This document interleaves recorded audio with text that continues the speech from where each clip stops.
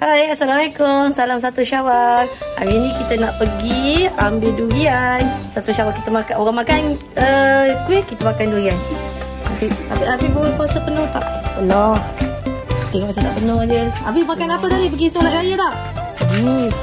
Pergi solat raya? Ramai orang tak? Amat. Berapa rakaat? Dua, betul? Betul. Macam mana baca doa? Mana aku tahu?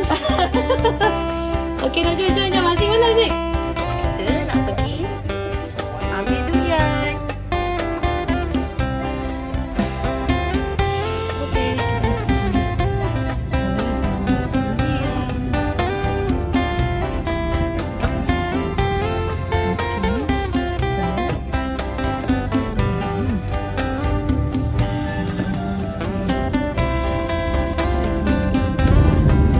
Siapa puasa penuh tahun ni? Saya tak puasa penuh.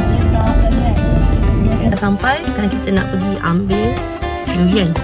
Okay, jom. Tu dia tempat durian.